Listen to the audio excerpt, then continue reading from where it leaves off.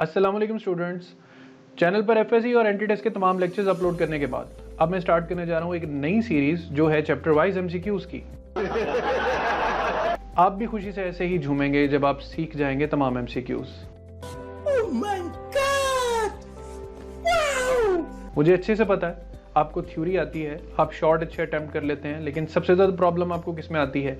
MCQs में। और MCQs का पेपर जैसे ही सामने आता है बेसाख्ता दिल से निकलता है। अरे कहना क्या चाहते हो? मुझे ये भी पता है एमसीक्यूज के बारे में। चीटिंग करता है तू, चीटिंग करता है तू। और फिर जब ये भी ना कर पाए तो आती है अपनी लॉजिक। और हमारी लॉजिक्स क्या होती हैं? बारिश आता है तो पानी आता है, जब ज्यादा बारिश आता है तो ज्यादा पानी आता है। और ऐसी मुश्किल में हमारे वाहिद सहारा होते हैं दोस्त, और दोस्त भी जब मदद ना करें मेरे को जानता नहीं। तो इसलिए आपको परेशानी से निकालना है। हम एमसीक्यूज करेंगे बिल्कुल एक नए अंदाज में, ऐसा अंदाज जो हमें बोर भी नहीं होने देगा, और हम चैप्टर्स के तमाम एमसीक्यूज भी करेंगे।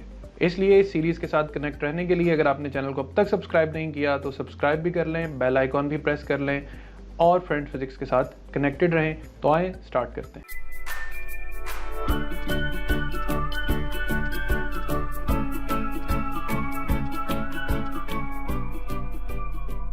बिस्मिल्लाहिर्रहमानिर्रहीम। अस्सलाम वालेकुम students, I am Mohammad Ali from channel friends physics. Students कैसे हैं आप सब?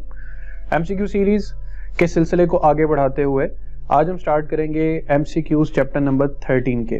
कुछ प्रिकॉशंस मैं फिर याद करवा दूं कि एमसीक्यूज के ये लेक्चर्स देखने के लिए बहुत ज़रूरी है कि आपने चैप्टर पहले से एक दफ़ा पढ़ा हो, उसको थोड़ा बहुत कॉन्सेप्चुअली अंडरस्टैंड किया हो और उसकी छोटी बड़ी बातों को आपने अच्छे से दोहराया हो, ताकि जब एमसीक्यू में एक फ्लो में करवा रहा हूं तो आप साथ साथ आंसर्स को वेरीफाई कर रहे हों और जो आंसर्स आपको ना समझ लगे या ना पता चल रहे हों तो वो आप उनको क्लियर कर लें।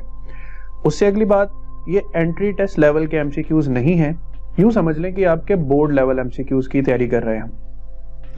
बोर्ड लेवल एमसीक्यूज की तैयारी में मुश्किल एमसीक्यूज नहीं होते, लेकिन रिपीटेडली ऐसे एमसीक्यूज होते हैं जो हमारी नजर से गुजरे नहीं होते और हमें इसलिए मुश्किल लगते हैं। आए सीखते हैं एमसीक्यूज चैप्टर नंबर 13 के। अच्छा, हमको सिखा रिया है। सबसे पहला टॉपिक जो हम इस चैप्टर से स्टार्ट कर रहे हैं वो है electric current and sources of current, यानी बिल्कुल बेसिक्स ऑफ करंट जहां से शुरू होता है। तो स्टार्ट करते हैं। The charge per unit time यानी Q by T through any cross section of the conductor is known as electric current. Very simple MCQ. Question number 2, mathematically electric current can be written as. तो हमें main formula हमारे mind में clear होना चाहिए, I is equal to Q by T। A is the right option. 1 coulomb per second, coulomb per second यानी unit divided by unit must be a unit. तो current का unit क्या होता है? Ampere. SI unit of current, SI unit of current ampere होता है। Question number 5, 50 coulomb charge flows through a conductor in 1 minute. अब current कितना होगा? तो आपने simple I is equal to Q by T equation को यूज करते हुए Q की वैल्यू यानी 50 और टाइम 1 मिनट है यानी 60 सेकेंड्स को पुट करना है। और यहाँ पे ये कैलकुलेशन की भी हुई है, बट आपने कैलकुलेटर पर इसको कैलकुलेट करना है और अपना आंसर 0.83 एम्पेयर्स फाइंड करना है। इसके बाद MCQ number 6, 5 ampere current flows through a conductor in 2 minute. सबसे पहले क्वेश्चन पढ़ते जाएं और डाटा देखते जाएं आपको डाटा क्या गिवन है। तो I is equal to Q by T में आपको I और T गिवन है। चार्ज आपने फाइंड करना है तो इसी इक्वेशन से Q is equal to I multiply by T हो जाएगा। अब I है 5, टाइम है 2 मिनट्स। अब 2 मिनट्स में 60 सेकेंड्स भी ऐड करने हैं, उनको पूरा सॉल्व करना है। तो यहाँ पर Q is equal to I multiply by time. I आपके पास कितना है? 5 एम्पेयर, टाइम है 2 और मिनट में सेकेंड्स कितने होते हैं? 60। स्टूडेंट्स इस चीज़ को कैलकुलेटर पे कैलकुलेट करेंगे तो आपका राइट आंसर आ जाएगा 600 कूलम। उसके बाद free electrons are those which are loosely bound electrons. All right, tightly bound नहीं होते। Question number 8, an electric current in a wire involves the movement of. अब वायर्स जो होती हैं ये मेटल्स होती हैं, मेटल में इलेक्ट्रॉन्स जो होते हैं ये चार्ज कैरियर्स होते हैं, तो alpha is the right option. Question number 9, the current through metallic conductor is due to the motion of. अब मोशन ऑफ इलेक्ट्रॉन्स में फ्री इलेक्ट्रॉन्स जो होते हैं ना, वो कंडक्टर्स में या मेटल्स में कंडक्शन का बायस बनते हैं। फ्री इलेक्ट्रॉन्स आपने याद रखना है। उसके बाद MCQ number 10, in gases the charge carriers are. जहां करंट का टॉपिक स्टार्ट होता है ना, वहां बिल्कुल स्टार्ट में ये कंडीशंस दी हूं कि किस मटेरियल में कौन से चार्ज कैरियर्स होते हैं। तो गैसेस में जो चार्ज कैरियर्स होते हैं वो इलेक्ट्रॉन्स एंड पॉजिटिव आयंस होते हैं। 11, electrolyte the charge carriers are. तो इलेक्ट्रोलाइट में पढ़ेंगे तो both positive and negative ions जो होते हैं ये चार्ज कैरियर्स होते हैं। MCQ 12, in liquid and gases the current is due to the motion of. अब लिक्विड और गैसेस दोनों फ्लूइड्स हैं, इनसे इलेक्ट्रॉन्स या इलेक्ट्रोलाइट भी कंसीडर किया जा सकता है। तो इसमें पॉजिटिव चार्ज भी होता है, इसमें नेगेटिव चार्ज भी एग्जिस्ट करता है। तो हम आयंस और इलेक्ट्रॉन्स दोनों को कुल मिलाकर बोथ ए एंड बी भी कंसीडर कर सकते हैं। सो याद रखें, लिक्विड्स और गैसेस में जो करंट होता है वो because the motion of both electrons and ions होता है। MCQ number 13, the speed of randomly moving electrons depends upon. अब speed of randomly moving electrons जो होता है ना, ये टेम्परेचर डिपेंडेंट होता है। और यहाँ पे इलेक्ट्रॉन्स की जो काइनेटिक एनर्जी होती है वो चैप्टर 11 के थर्मोडायनेमिक्स की इक्वेशन 3/2 kT से फाइंड की जा सकती है। इसमें K बोल्ट्जमैन कांस्टेंट है। 14th MCQ, the electrons in the presence of electric field drift opposite to the direction of field, along the direction of field, neither A, neither B या none of these। तो field होती है positive to negative, electrons जाते हैं negative to positive, यानी opposite to the direction of electric field. 15th MCQ, the electrons in the presence of electric field drift. अब यहां पर फिर से वही कॉन्सेप्ट है कि ऑपोजिट टू इलेक्ट्रिक फील्ड, ठीक है, ऑपोजिट टू इलेक्ट्रिक फील्ड। और फिर बी ऑप्शन में एक चीज देखें, अलोंग नेगेटिव ई। तो अलोंग नेगेटिव ई हो या ऑपोजिट टू ई हो, बात एक ही है, इसलिए हमारा राइट ऑप्शन जो है बच्चों यहाँ पर डेल्टा ऑप्शन होगा। ऐसे MCQs के बारे में पहले भी कह चुका हूँ कि MCQ आपने ऑप्शन पूरी पढ़नी।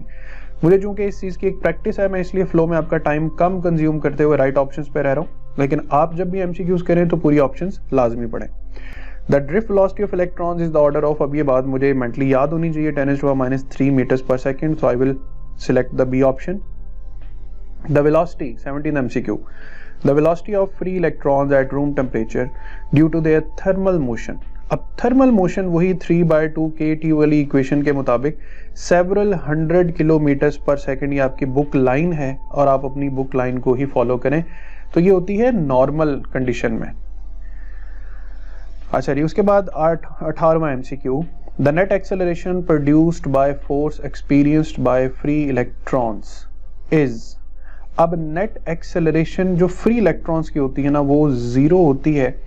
उसकी वजह ये होती है कि इलेक्ट्रॉन्स जब फ्री मेटल में होते हैं ना, तो जितने टुवर्ड्स लेफ्ट साइड मूव कर रहे होते हैं ना, उतने ही equivalent electrons through right move कर रहे होते हैं। सो नेट वेलोसिटी या नेट एक्सेलरेशन इनकी जीरो कंसीडर होती है और कोई करंट कंसीडर नहीं होता। तो फ्री इलेक्ट्रॉन्स की वजह से नेट एक्सेलरेशन जीरो होगी, लेकिन अगर ये इलेक्ट्रॉन इलेक्ट्रिक फील्ड को फॉलो करते हुए जाएंगे तो याद रखें नेट एक्सेलरेशन जीरो नहीं होगी। 19, conventional current in the wire flows from. अब कन्वेंशनल करंट क्या था? जो पॉजिटिव टू नेगेटिव जाता है, जो हाई टू लो जाता है। So conventional current flows from lower to higher, no, a option ठीक नहीं है। Higher potential to lower potential, yes, that is the correct option. आगे भी देख लें, आइदर ऑफ दीज, तो दोनों तो नहीं हो सकते, एक ही चीज होगी। तो यहां पर बेटा हमारे पास बी जो है वो करेक्ट ऑप्शन आ जाएगा।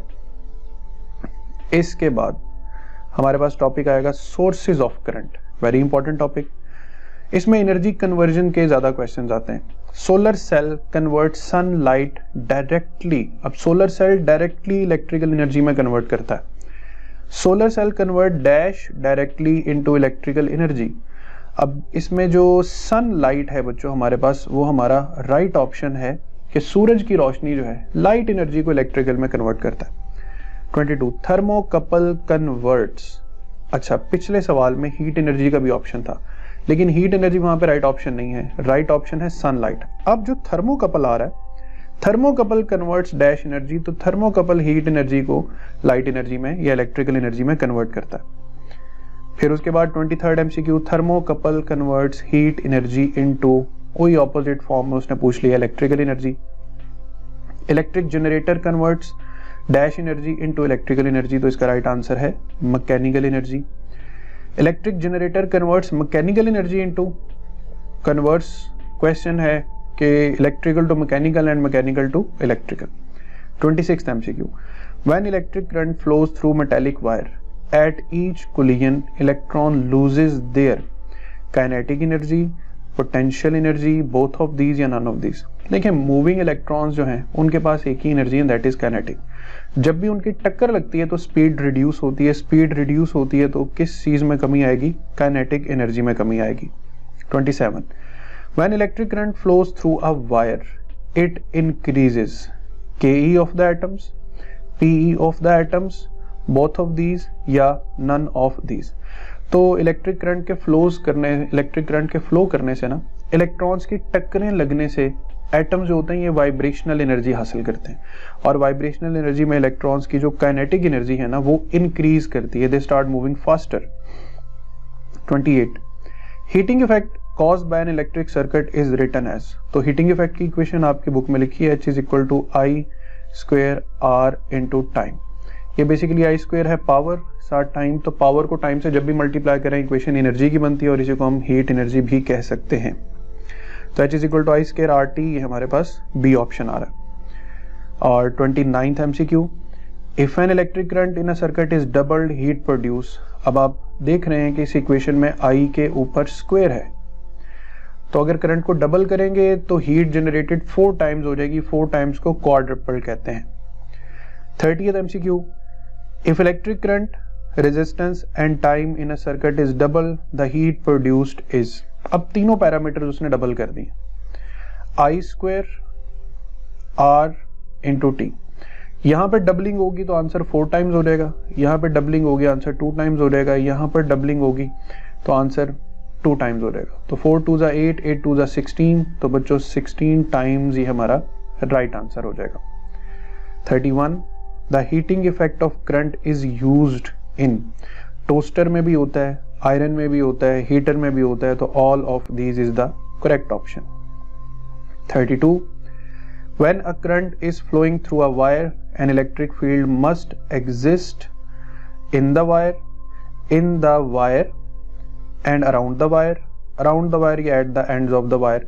तो देखें ये हमारे पास अगर वायर है ना तो वायर के इंटरनली ये पूरी इलेक्ट्रिक फील्ड एग्जिस्ट करनी चाहिए, तभी तो इलेक्ट्रॉन उसको फॉलो करेंगे।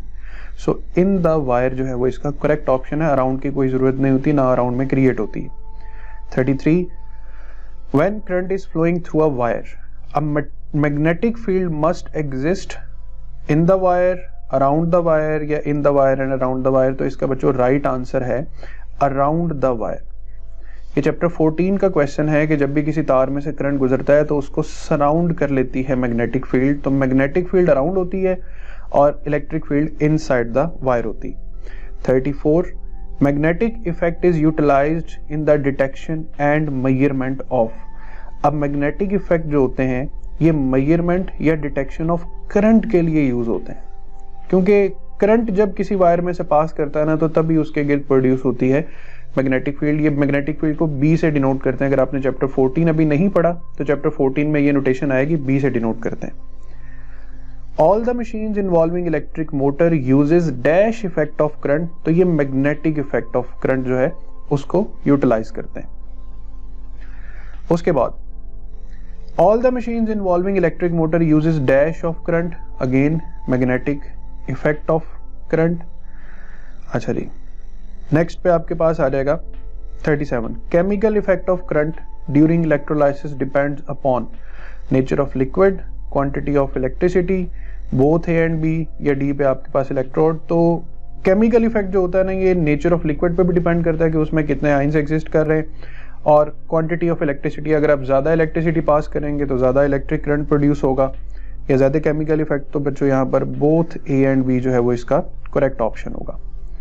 38, the electrode connected with the negative terminal of the current source is called cathode. During the electrolysis CuSO4, ये बेसिकली CuSO4 है यहाँ पर, कॉपर इज डिपॉजिटेड। तो देखें कॉपर बच्चों बनता है पॉजिटिव आयन, और पॉजिटिव आयन को किधर जाना चाहिए, नेगेटिव पर। नेगेटिव क्या होता है, cathode. 40, the vessel containing 2 electrodes and liquid is known as, ये जो पूरा सर्किट होता है ना इलेक्ट्रोलाइसिस का, उसको वोल्टामीटर कहते हैं, वोल्ट मीटर नहीं कहना, voltameter. 41 the density of copper sulphate solution in voltameter. अच्छा, जो डेंसिटी है ना वो कांस्टेंट रहती है, क्योंकि एक तरफ से कॉपर अगर डिपॉजिट होता है ना कैथोड पर, तो दूसरे इलेक्ट्रोड से कॉपर सोल्यूशन में ऐड भी होता रहता है, जिसकी वजह से जो डेंसिटी ऑफ कॉपर सल्फेट है it remains constant. The process of coating a thin layer of some expensive metal on an article of some cheap metal is called electroplating. इस प्रोसेस को क्या कहते हैं? इलेक्ट्रोप्लेटिंग का नाम देते हैं। नेक्स्ट टॉपिक स्टूडेंट्स हमारा है Ohm's law, resistance, resistivity and its dependence upon temperature. Important topic है, इसे एमसीक्यूज आते भी हैं बोर्ड एग्जाम में, तो 43rd एमसीक्यू पे आ जाएं। According to Ohm's law, current is directly proportional to the potential difference, I is proportional to V। 44 according to Ohm's law, V equals IR, I equals V over R, R is equal to V over I। तो हमारी याददाश्त के मुताबिक तमाम expressions ठीक है, तो all of this is the correct option. 45 in Ohm's law, constant of proportionality is the resistance।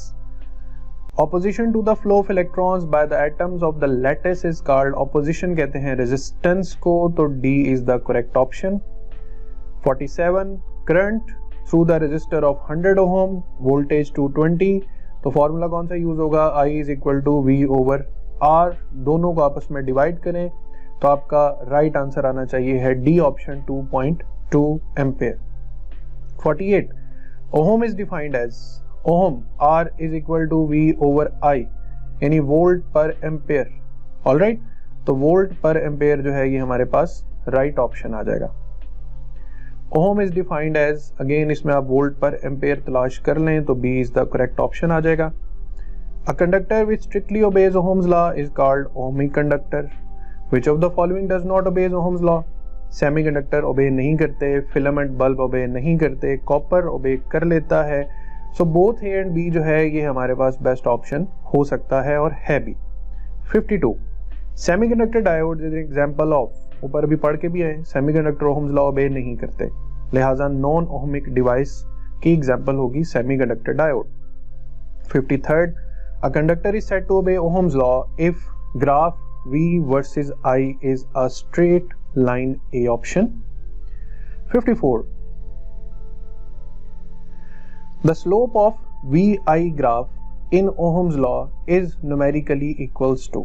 अब यहां पर थोड़ा सा ध्यान देना पड़ेगा आपको, यहां पर वोल्टेज होता है, यहां पर करंट होता है और ये ग्राफ है।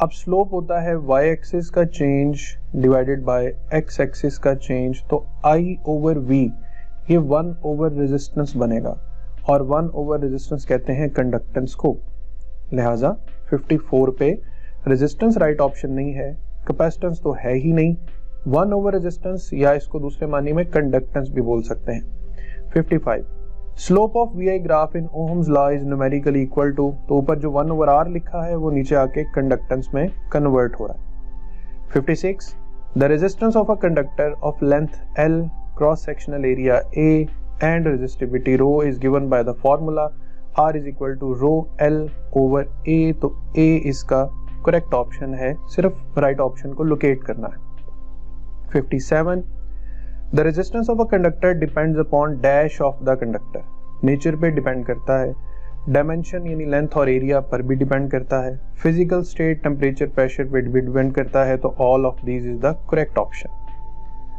58 the resistance of conductor does not depends upon its, हाँ जी किस पे डिपेंड नहीं करता, लेंथ पे तो करती है, क्रॉस सेक्शनल एरिया पे भी करता है, रेजिस्टिविटी, तो resistance of a conductor does not depends upon, यहाँ पर तो सारी चीजें लिखी हैं, तो हम यहाँ पर नन ऑफ दीज का ऑप्शन सिलेक्ट कर लेंगे कि भाई ये सारी ऑप्शन ऐसी हैं जिस पे रेजिस्टेंस डिपेंड करती है। R is equal to rho L over A अभी तो पढ़ा है। 59 the resistance of a wire is directly proportional to, directly proportional to length होता है और inversely proportional to area, radius and diameter। the unit of conductance is MHO, यानी पर ohm को हम MHO भी पढ़ते हैं, और साइमंस ये भी कंडक्टेंस का यूनिट है, तो बच्चों यहाँ पे right option both A and B आ जाएगा। Question number 61 resistance of a conductor is inversely proportional to, अब इनवर्स प्रोपोर्शनलिटी में बच्चों एरिया आता है, तो area of cross section is the right answer. By increasing the thickness of a wire its resistance will, thickness बढ़ाना means area बढ़ाना है, area बढ़ाएंगे तो रेजिस्टेंस कम हो जाएगी, decrease will be the right option. The reciprocal of conductance of a conductor is the resistance, ये जो रेजिस्टेंस और कंडक्टेंस होते हैं ना बच्चा पार्टी, ये एक दूसरे के इनवर्सली प्रोपोर्शनल होते हैं। 64 the resistance of a conductor increases with the increase in, area बढ़ाने से तो कम होगी, डायमीटर बढ़ाने से भी कम होगी, लेंथ बढ़ाने से बढ़ जाएगी, तो C is the right option.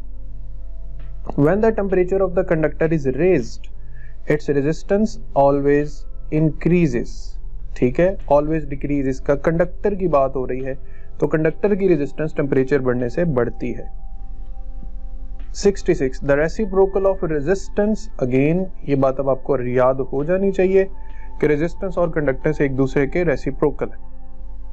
67 the temperature coefficient of resistance of a material is given by alpha is equal to RT minus R0 divided by R0T, the main formula. The fractional change in resistance per Kelvin is known as the temperature coefficient of resistance alpha, ये जो alpha होता है ना, ये उसका नाम है। 69 a wire of uniform cross sectional area A, length L and resistance R is cut into two equal parts. The resistivity of each part, कितना लंबा सवाल खींच के उसने आखिर में पूछा क्या है, रेजिस्टिविटी।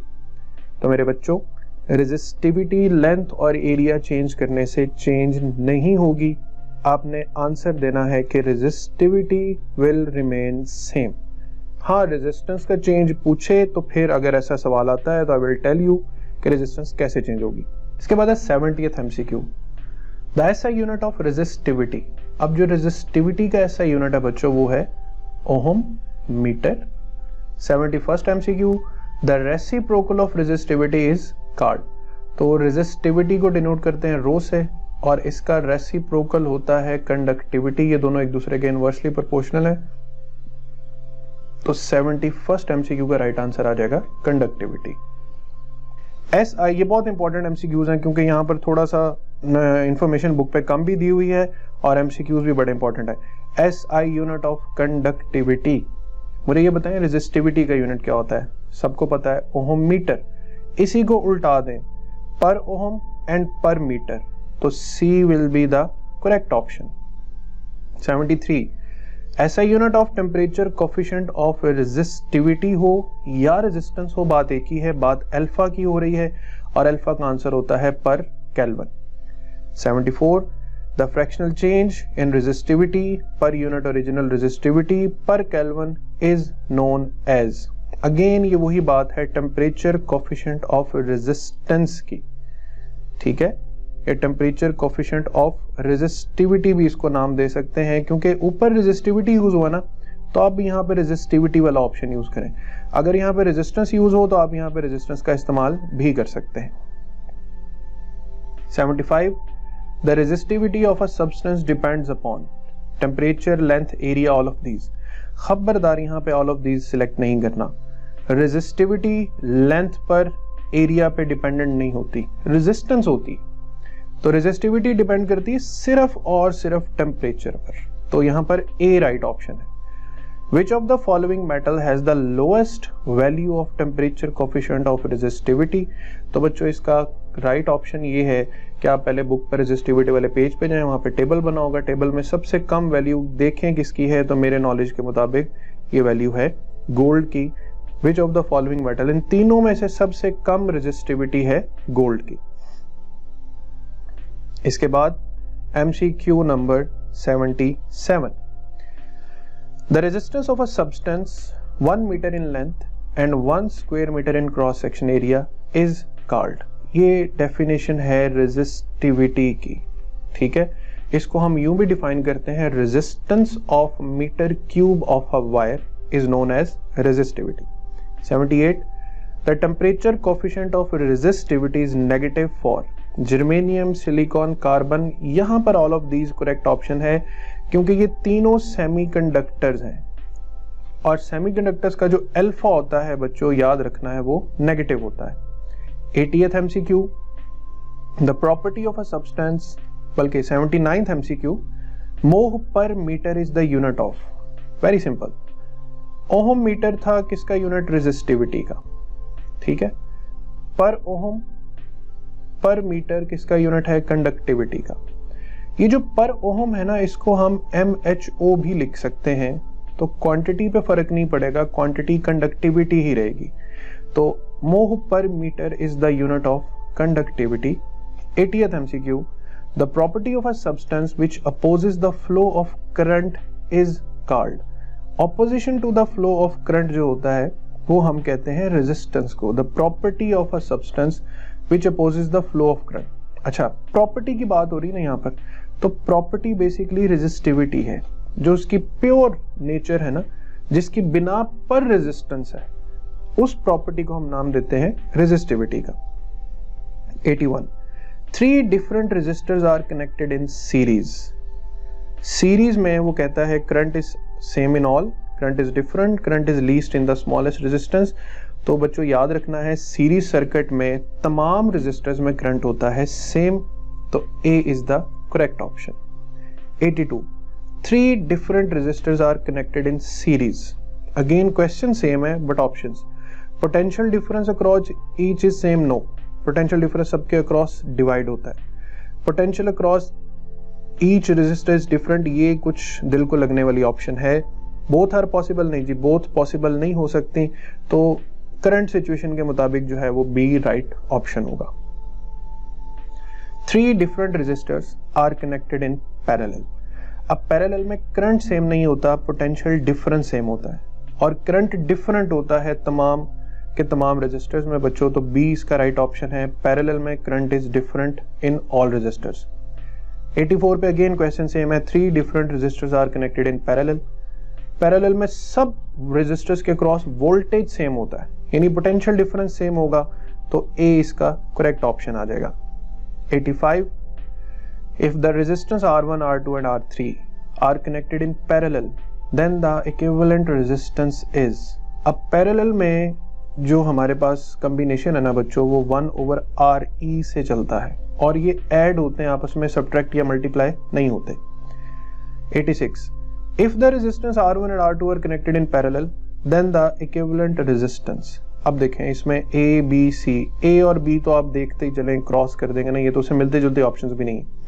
आप C और D में से कंफ्यूज होकर गलती कर सकते हैं। उस कंफ्यूजन को कैसे खत्म करना है, देखिए पैरेलल में पहले तो फॉर्मूला होता है 1/RE is equal to 1/R1 plus 1/R2, ये इसकी करेक्ट फॉर्म है।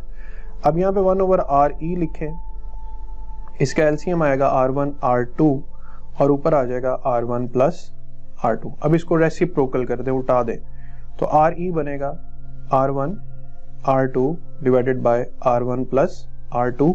आप बच्चों इसको प्रोडक्ट ओवर सम के तौर पे भी याद रख सकते हैं। सो अगर 2 रेजिस्टर्स पैरेलल में लगे हैं ना, तो आप सिंपल प्रोडक्ट ओवर सम से फाइंड कर सकते हैं। तो यहाँ पे डी राइट ऑप्शन आएगा, सी गलत नहीं कर लेना, सी इसका राइट ऑप्शन नहीं है। 87, resistance 2 ohm 4 ohm are connected in parallel. ऊपर अभी जो फॉर्मूला पढ़ा ना, नीचे भाईजन वही लगा देना है, प्रोडक्ट ओवर सम। अब 4 और 2 का प्रोडक्ट क्या हो जाएगा, 8, सम क्या हो जाएगा 6, तो 8/6 जो होता है ये 1.33 डेल्टा इसका करेक्ट ऑप्शन आ जाएगा।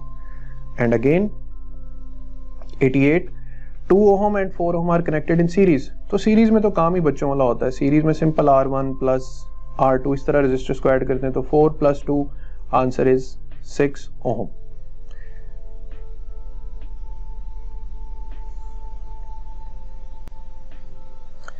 अब आते हैं कुछ थोड़े से और technical questions. 89, 3 resistance each of 1 ohm are connected to form a triangle, the resistance between any 2 terminals. इसका मैं आपको एक शॉर्टकट बताता हूं, 2 बार ये क्वेश्चन बोर्ड एग्जाम्स में आ चुका है। एक ट्रायंगुलर फॉर्म में अगर 3 रेजिस्टर्स कनेक्टेड होना और उनके टर्मिनल्स हों A, B एंड C, तो उसके किसी भी 2 टर्मिनल्स के दरमियान, A, B के दरमियान, B, C या C, A के दरमियान जो इक्विवेलेंट रेजिस्टेंस होगी ना, उसका शॉर्टकट है 2/3R। फिलहाल आपने सिर्फ शॉर्टकट याद रखना है। जब एंटी टेस्ट के क्वेश्चंस करवाऊंगा ना उसमें मैं इसकी डिटेल भी समझा दूंगा। शॉर्टकट क्या है फॉर ट्राइंगल 2/3r। अब 2/3 वैसे लिख देना। r की वैल्यू क्या है, उसने कहा है 3 रेजिस्टर्स ईच 1 ओम, हर एक की वैल्यू 1 ओम है। ऑलराइट, तो हम 1 1 1 यहाँ पे r की वैल्यू लिख देंगे 1, तो हमारे पास बच्चों इक्विवेलेंट रेजिस्टेंस आएगी 2/3 ओम। इस 2/3 को अगर हम कैलकुलेटर पर सॉल्व करेंगे तो हमारे पास 0.66 ओम आंसर आ जाएगा। तो इन शॉर्ट आप ये मेथड जो यहाँ पर लिखा है इसको भी देख सकते हैं, बट मैं तो यही कहूँगा कि आप शॉर्टकट पे जाएं। 2/3r ये ट्राइंगल का शॉर्टकट है। 90 if the resistors of resistance 4 6 are connected in series with a 12 volt battery the current will be. अब ऊपर हम पढ़ के आए कि सीरीज सर्किट में रजिस्टर छोटा हो या बड़ा हो, करंट जो होता है वो सब रजिस्टर्स में क्या होता है, सेम होता है। तो सेम इन बोथ रजिस्टर्स, ये राइट ऑप्शन आएगा।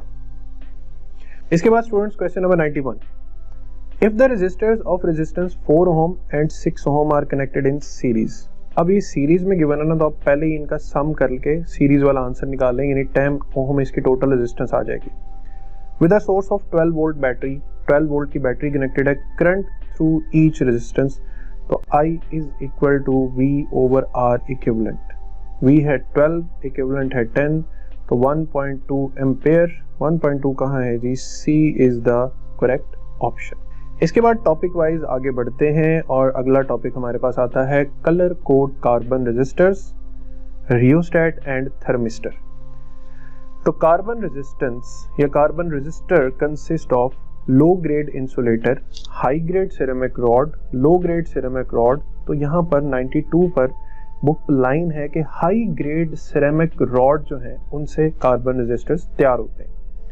93 the first band in carbon resistance indicates the first digit.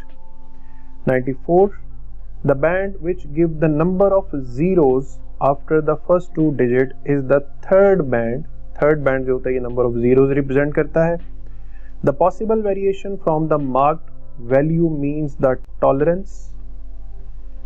A silver band resistor shows the tolerance of plus minus 10%. 97 if there is no fourth band it means the tolerance is 20%. A gold band shows the tolerance of gold की सबसे कम tolerance होती है 5% plus minus। 99 1000 ohm resistor है, 10% tolerance है, तो इसका मतलब क्या है कि रेजिस्टेंस कितनी होगी। तो ये 1000 से 10% कम भी हो सकती है, यानी 900 भी हो सकती है, और 1000 से 10% ज़्यादा यानी 100 ज़्यादा भी हो सकती है। तो ये 900 से 1100 के दरमियान वेरी करेगी, तो हमारा डेल्टा राइट ऑप्शन आ जाएगा। 100 पर साइड इंफॉर्मेशन है बुक में, a 0 ohm resistor is indicate by a single black band, इसे कहेंगे 0 ohm resistor. 101 a wire wound over an insulating cylinder of a rheostat is made of magnetic wire, ये book line है। If sliding contact of rheostat is shifted such that the length of wire decrease, its resistance will decrease। जैसा कि आप पढ़ते हैं कि resistance is inverse directly proportional to length होता है। 103 rheostat can work as, अब rheostat can work as a potential divider, ये राइट ऑप्शन है। 104 a rheostat can be used as a variable resistor, amplifier, potential divider। तो ये दो uses book में लिखे हैं, लिहाजा both A and C will be the correct option। 105 a thermistor is a heat sensitive resistor, ये भी बुक लाइन है, सीधी सीधी MCQ में। most of the thermistors जो होता है ना ये सेमीकंडक्टर से बनते हैं, और सेमीकंडक्टर्स का जो टेम्परेचर कोफिशिएंट होता है वो नेगेटिव होता है। 107 the substance whose resistance decrease with increase in temperature, यानी रेजिस्टेंस और टेम्परेचर का इनवर्स रिलेशन है, और इस रिलेशन की बिना पर टेम्परेचर कोफिशिएंट जो होते हैं वो नेगेटिव होते हैं। 108 thermistors are made of mixtures of metallic oxides of manganese, copper, cobalt, तो ये तीनों मटेरियल्स मेंशन हैं, इन तीनों के मिक्सचर्स को मिलाकर बनते हैं thermistors. 109 thermistors can be in the form of, ये तीन शक्लें लिखी हैं, बीड्स, रॉड्स एंड वॉशर्स। इन तीनों शक्लों का बुक में जिक्र है, बुक लाइंस हैं, इन तीनों को याद रखना है। All of these is the correct option. 110 पर thermistors with high negative temperature coefficients are very accurate for measuring low temperature nearly। ये भी बुक थर्मिस्टर के पूरे टॉपिक को गौर से पढ़ लें, उसी की लाइंस हैं जो उसने पिक की हुई हैं।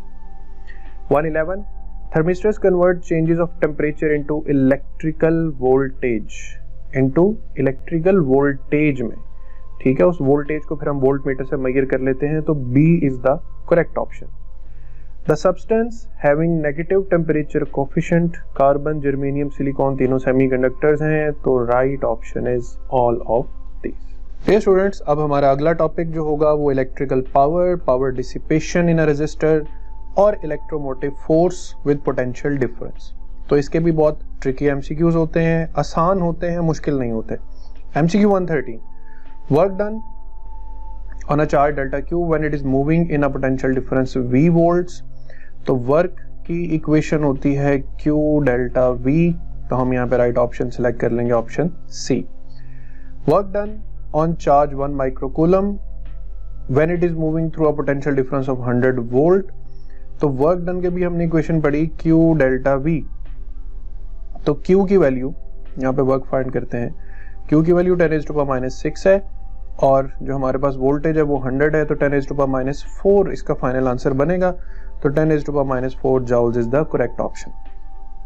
115 electrical power is given by P is equal to V del Q by T, P is equal to VI, P is equal to I square R।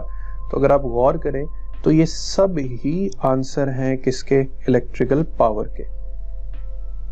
116 power dissipated in a resistor R due to electric current is given by P is equal to IR, no, P is equal to I square R, yes, P is equal to V over R भी ठीक नहीं है, तो right option is only B option। 117 electrical energy is measured in, अब electrical energy जो है उसको हम measure करते हैं किलोवाट आवर में, और 1 किलोवाट आवर आपको याद हो किसके बराबर होता है, 3.6 मेगा जूल्स के। 118 power dissipated in a resistor can be calculated by the expression P is equal to VI, yes, I square R, yes, V square over R, yes, तो all of these is the correct option। 119 power dissipated as heat in the conductor of resistance R due to electric current I is given by P is equal to IR, I square R या IRT। इसमें स्टूडेंट्स हमारे पास P is equal to I square R ही power dissipation है और कोई formula power का नहीं है। C पे अगर आपको गुमान हो रहा है तो C पे याद रखें IRT नहीं है, I स्क्वेयर RT है, और ये हीट एनर्जी की इक्वेशन है, पावर की नहीं। 120 A fuse is placed in series with a live wire of house circuit to protect against high current। ये जो फ्यूज वायर होती है ना, ये हाई करंट आने पर मेल्ट हो जाती है और सर्किट ब्रेक कर देती है। 121 the relation between 1 kilowatt hour and joules, तो 1 kilowatt hour is 3.6 mega joules भी लिख सकते हैं, या 3.6 इंटू 10⁻⁶ जूल्स भी लिख सकते हैं। Heat generated by 100 watt bulb in 1 hour. अब हीट जनरेटेड बाय, इसमें पावर और टाइम गिवन है, तो हीट की इक्वेशन होती है पावर मल्टीप्लाई बाय टाइम। अब पावर आपको गिवन है 100, टाइम आपको गिवन है 1 आवर यानी 3600 सेकेंड्स। इसको कैलकुलेटर पे कैलकुलेट कर लेना स्टूडेंट्स, आपका जो ए है वो करेक्ट ऑप्शन आ जाएगा। सेम इसी तरह 123 पर the resistance of a 60 what bulb in 120 volt line. अब रेजिस्टेंस आपको फाइंड करनी है और V square over P equation से आप इसको फाइंड कर सकते हैं स्टूडेंट्स। V का मतलब है जी 120 स्क्वेयर, पावर गिवन है 60, तो आपने कैलकुलेट करना है, खुद कैलकुलेट लाजमी करना है। इसका 240 ओम जो है वो राइट आंसर आ जाएगा। 124 विच of the following bulbs has least resistance operated at 220 volt. अभी आपने देखा कि रेजिस्टेंस है V square over P। A bulb with the greatest power rating will have the smallest या least resistance। तो 100, 200, 500 और 1000 वोल्ट में से सबसे greater power है 1000, तो इसकी resistance सबसे कम होगी। 125 the 125, the EMF of a source can be calculated by E is equal to work per unit charge. तो B is the correct option. SI unit of electromotive force, इसका Newton right answer नहीं है, book पे लिखा भी हुआ है. Electromotive force पढ़ने में फोर्स आता है, लेकिन इसका राइट आंसर वोल्ट है. SI unit of electromotive force is volt, और वोल्ट बराबर होता है जाउल पर कूलम के. 128, the unit of electromotive force is same as that of force, no. Potential energy, no. Potential difference, yes. EMF और potential difference के units क्या होते हैं? सेम होते हैं. 129, the terminal potential difference of a battery internal resistance R and EMF E is given as. तो इसकी right equation बच्चों जो हमारी बुक में लिखी है VT is equal to E minus IR, उसके अकॉर्डिंग हम चलेंगे तो अल्फा हमारा राइट ऑप्शन है. इसके बाद 130th MCQ है students. The terminal potential difference is equals to EMF, always greater than, always less than, या ऑल आर पॉसिबल. अब इसमें जो वर्ड ऑलवेज आ रहा है ना, उसकी वजह से इसका राइट आंसर जो है ना फिल वक्त सी है. अदरवाइज कैन बी के ऑप्शन में टर्मिनल पोटेंशियल डिफरेंस और EMF बराबर भी हो सकते हैं. Terminal potential difference greater than EMF भी हो सकता है, लेस देन EMF भी हो सकता है. बट यहां पर जो क्वेश्चन का कॉन्टेक्स्ट है वो यही मेंशन करता है कि a circuit, a cell is providing a charge, a cell is providing a current, जिसकी वजह से उसका terminal potential difference less than क्या आएगा? EMF आएगा. अदरवाइज अगर हम कैन बी की कंडीशन में देखें कि terminal potential difference can be equal to EMF, yes. Can be less than, yes. And can be greater than, yes. इसके लिए आप अपना न्यूमेरिकल नंबर 6 देखेंगे ना चैप्टर का, तो आपको मेरी बात समझ आ जाएगी कि तमाम पॉसिबिलिटीज एग्जिस्ट करती हैं. But according to the condition, यहाँ पर जो हमेशा की बात पूछी है तो वो जनरलाइज कर रहा है कि मोस्टली या नेचुरल केसेस में टर्मिनल पोटेंशियल डिफरेंस EMF से हमेशा कम होता है. 131, internal resistance is the resistance offered by the source of the EMF. Cell जो रेजिस्टेंस ऑफर करता है ना, उसको इंटरनल रेजिस्टेंस कहते हैं. 132, internal resistance is the resistance offered by electrolyte present between the electrodes, the conductor, the resistor. So only A option, the electrolyte present in the cell or between the electrodes. MCQ 133, for an open circuit when no current passes through the resistor, the voltmeter reads.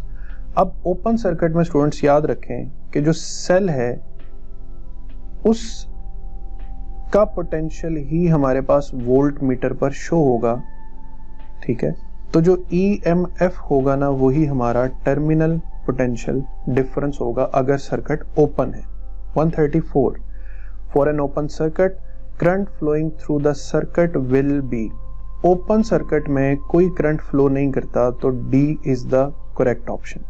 135, when no current is drawn through the battery, the potential difference across the conductor is. जब current provide नहीं हो रहा तो किसी भी conductor के across जो potential difference होगा वो 0 होगा, बट बैटरी का EMF 0 नहीं होगा. 136, terminal potential difference of a battery is equal to EMF when its internal resistance is equal to 0. गौर करें अगर हम इक्वेशन पर, तो VT is equal to E minus IR है. अब R अगर 0 हो जाए तो VT किसके बराबर बचेगा? E के. 137, EMF is the cause and potential difference is its effect. Book line है. 138, terminal potential difference of a battery is greater than EMF when the battery is being charged. Numerical number 6 इसका reference है. उसमें एक 24 volt की battery connected है और एक 6 volt की बैटरी कनेक्टेड है. आप उसके आंसर्स देखेंगे ना तो 24 वाले का राइट आंसर 23.8 आया होगा, यानी कम है उससे. वजह ये बैटरी डिस्चार्ज हो रही है.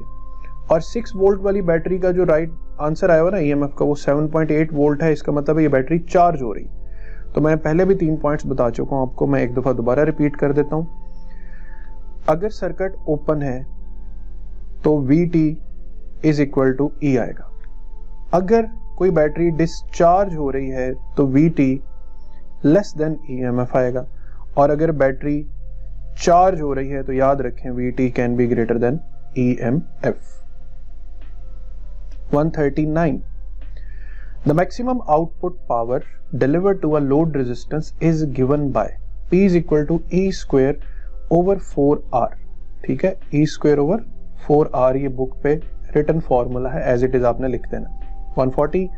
The maximum power output delivered to a load resistance when internal resistance of the source, जब इंटरनल रेजिस्टेंस एक्सटर्नल रेजिस्टेंस के बराबर हो जाए स्टूडेंट्स, उस वक्त हम कहते हैं कि जो हमारे पास वैल्यू ऑफ पावर है वो मैक्सिमम हो जाती है. अब आते हैं students MCQs of Kirchhoff rules. MCQ 141. A complex system consisting of number of resistors and voltage sources can be solved by using Kirchhoff laws. 142. Sum of all currents meeting at a point in a circuit is zero is the statement of Kirchhoff. दो ही rule हैं, एक current rule है, एक voltage rule है. तो हमारे पास A और D तो वैसे ही रूल आउट हो जाएंगे. अब B और C में से वोल्टेज रूल तो नहीं है करंट के बारे में, तो यहाँ पर हमें पॉइंट रूल ही मिलता है. पॉइंट रूल हो सकता है आपने बुक में इसका नाम पॉइंट रूल ना पढ़ा हो, लेकिन किरचॉफ फर्स्ट रूल को किरचॉफ पॉइंट रूल भी कहते हैं. 143. According to Kirchhoff first rule, a current flowing towards a point is taken as positive. 144. According to Kirchhoff first rule, the current flowing away from the point is taken as negative. तो दोनों मिलते जुलते MCQs हैं, दोनों concept clear करते हैं. 145. Kirchhoff first rule is also known as Kirchhoff point rule. पहले भी बात हो चुकी है. Kirchhoff first rule is the manifestation of law of conservation of, the right answer is charge. First law जो है ये conservation of charge है. 147. The algebraic sum of potential changes for a complete circuit is zero is a statement of. algebraic sum of potential changes है ना, तो potential जो है वो Kirchhoff second rule में आता है. 148. Kirchhoff second rule is according to law of conservation of energy. Second rule है conservation of energy, first rule है conservation of charge. 149. If the source of EMF is traversed from negative to positive terminal, the potential change is. अब negative to positive को आपने याद रखना है. Negative to positive यानी ये आपके पास नेगेटिव टर्मिनल है और ये पॉजिटिव टर्मिनल है. सो अगर आप नेगेटिव से पॉजिटिव की तरफ जा रहे हैं तो आप लो टू हाई की तरफ जा रहे हैं. लो टू हाई का मतलब है कि आप एनर्जी गेन कर रहे हैं, तो इस आंसर को आप रखेंगे positive. 150. If the resistor is traversed in the direction of current, the change in potential. तो हमेशा याद रखें, करंट जिस डायरेक्शन में जा रहा होता है ना, वो डिक्रीजिंग पोटेंशियल की डायरेक्शन होती है. तो डिक्रीजिंग पोटेंशियल जो है उसकी तरफ डायरेक्शन क्या रखी जाएगी? नेगेटिव. और if the resistor is traversed opposite to the direction of current, कि अगर रेजिस्टर की जो डायरेक्शन है वो ऑपोजिट टू करंट है, यानी ऑपोजिट टू करंट का मतलब है कि वो हायर पोटेंशियल की तरफ जा रहा है. दोबारा सुन लें, करंट हमेशा हाई टू लो जाता है, तो हाई टू लो की डायरेक्शन में पोटेंशियल चेंज नेगेटिव आएगा. और अगर वो कहता है कि opposite to the direction of current है, तो opposite of direction of current होती है नेगेटिव टू पॉजिटिव टर्मिनल. तो ये हमारे पास राइट आंसर आएगा पॉजिटिव. नेक्स्ट हमारा टॉपिक है Wheatstone bridge. 152. Wheatstone bridge can accurately measure voltage, current, resistance. तो इसका राइट ऑप्शन रेजिस्टेंस है, ये अननोन रेजिस्टेंस फाइंड करने के काम आता है. 153. Under balance condition the Wheatstone bridge principle is R1 by R2 must be equal to R3 by R4. तो मेरी याददाश्त ठीक काम करनी चाहिए है, हमारा राइट आंसर सामने लिखा हुआ है. 154. When the Wheatstone bridge is balanced, then galvanometer shows full deflection. No. Potential difference across galvanometer is zero. Yes. Potential difference across galvanometer, ये ऊपर वाली बात की नफी हो रही है, तो रॉन्ग आंसर है. Maximum current flows through galvanometer.